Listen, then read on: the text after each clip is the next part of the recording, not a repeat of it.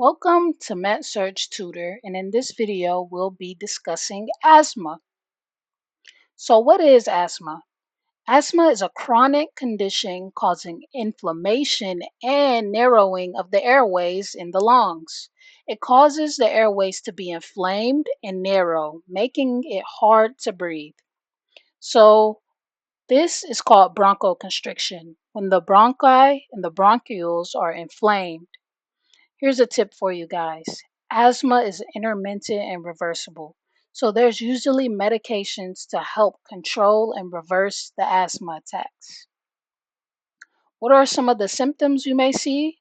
Well, let's start with wheezing, which is just a high pitched sound you may hear when your patient is exhaling. And remember, this is due to those narrowed airways.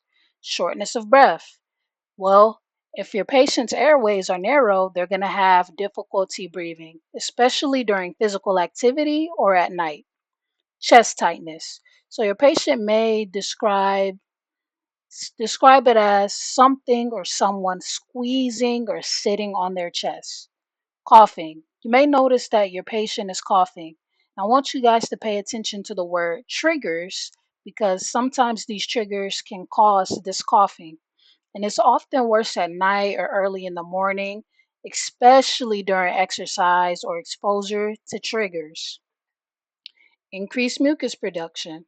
So, thicker mucus in the airway can lead to coughing and difficulty breathing. All of that mucus in the airways is making it hard to breathe, and your body is going to try to cough that mucus away.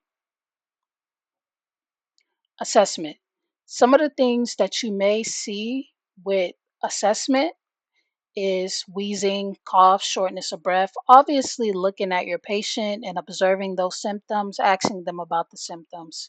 Identify any triggers. Has your patient been around smoke? Have they been exercising lately?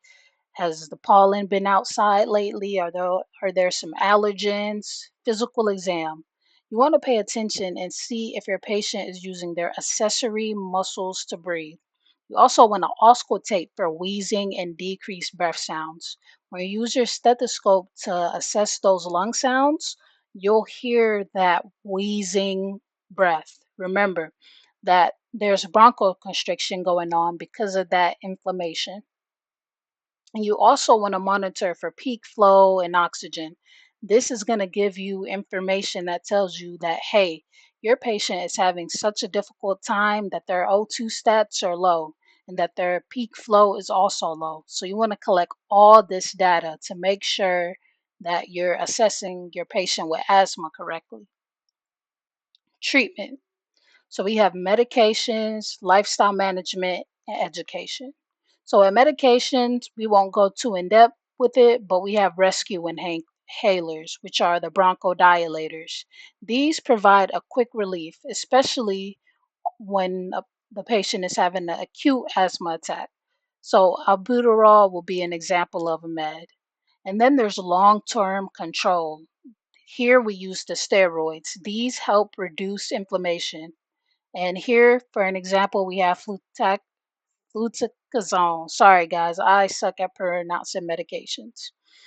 Lifestyle management, you want to make sure that your patient is avoiding those triggers. So, whether it's pollen, smoke, even cold air can cause asthma attack. And you want to make sure that they're monitoring their peak flow regularly.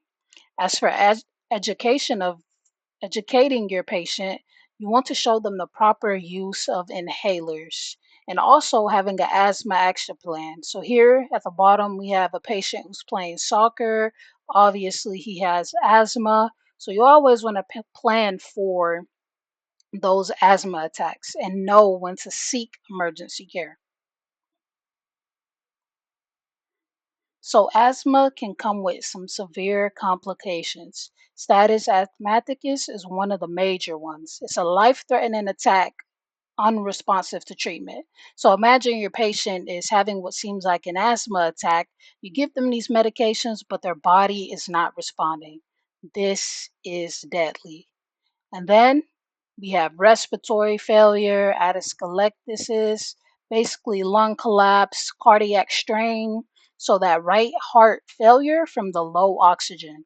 hypoxemia, capnia, low oxygen, and high CO2, which can lead to confusion and coma. So these are some considerations you want to keep in mind when dealing with an asthma patient. They can come with severe complications. Some nursing interventions are monitoring that respiratory rate, those O2 stats, and lung sounds. So you want to monitor for all of these because they give you all the information you need to see how your patient is progressing and as well as collecting the assessment data. Administer rescue inhalers, steroid inhalers, educate on proper inhaler technique and trigger avoidance. So make sure your patient has an action plan, monitor peak flow, and also you want to position your patient upright during attack so you can help those lungs get the air that they need.